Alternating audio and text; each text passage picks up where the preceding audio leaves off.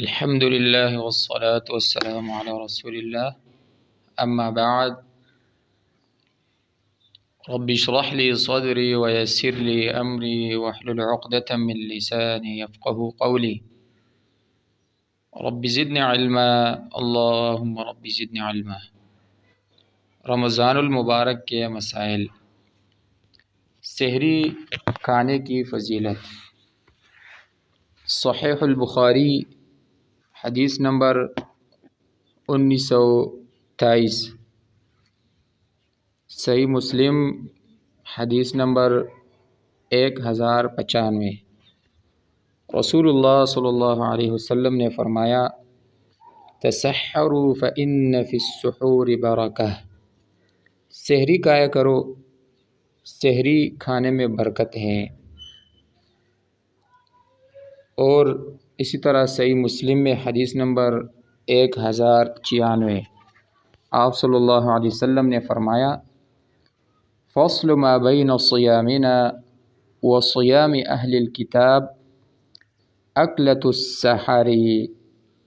ہمارے روزے اور اہل کتاب عیسائی و یہودی کے روزے کے درمیان فرق کرنے والی چیز سحری کھانا ہے، یعنی وہ سحری کھائے بغیر روزہ رکھ لیتے ہیں۔ سحور سین پر زبر وہ طعام جو روزہ شروع کرنے سے پہلے کھایا جاتا ہے، اور جو سحور ہے سین پر پیش کھانے کے عمل کو کہا جاتا ہے۔ سحری کرنے کے جو فوائد ہیں وہ یہ ہیں کہ اس وقت کھانا باعث برکت ہے، اس کا ثواب بھی ملتا ہے کیونکہ یہ ایک مسنون عمل ہے، اور اسی طرح اس سے روزے کی تکمیل میں آسانی بھی ہوتی ہے۔ اس سحری کا تعلق سنت نبوی سے ہے اور غیر مسلموں کی مشابہت سے بچاؤ بھی ہو جاتا ہے۔ اس میں کیا شک ہے کہ سحری کھانے والے بنسبت نہ کھانے والے کے بھوک اور پیاس کی تکلیف کم محسوس ہوتی ہے اور زیادہ کمزور اور پریشان نہیں ہوتا۔ ذکر الہی، تلاوت قرآن اور نماز وغیرہ میں چست رہتا ہے، اس لیے سحری چھوڑنی نہیں چاہیے۔ کچھ نہ کھایا جائے تو ایک کھجور، اور اگر یہ بھی میسر نہ ہو تو ایک گھونٹ پانی ہی سحری کے وقت پی لینا چاہیے۔ اور اسی طرح سحری کس چیز سے کرنی چاہیے؟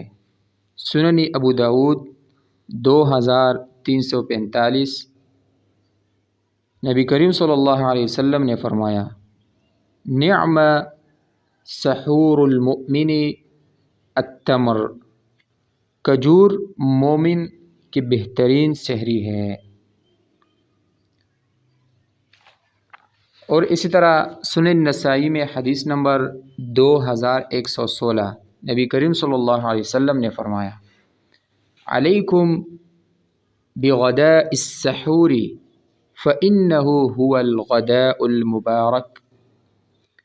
سحری کا کھانا کھایا کرو کیونکہ یہ بابرکت کھانا ہے۔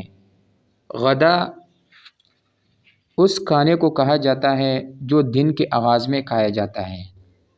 روزہ دار کے لیے چونکہ سحری ہی دن کے کھانے کے قائم مقام ہے، لہذا اس حدیث مبارکہ میں غذا بھی کہا گیا ہے، جیسے ہم اپنی زبان میں سحری کو ناشتہ کہہ لیں۔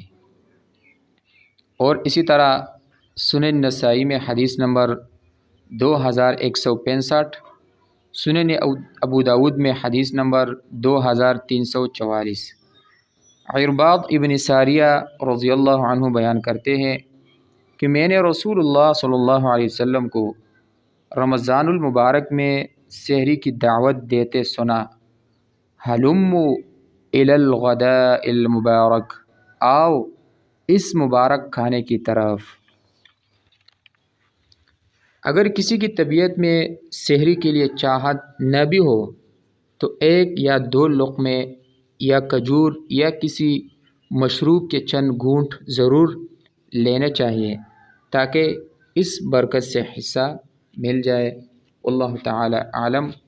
رب العالمین سے دعا ہے کہ صحیح معنی میں دین سمجھنے اور اس پر عمل کرنے کی توفیق عطا فرمائے۔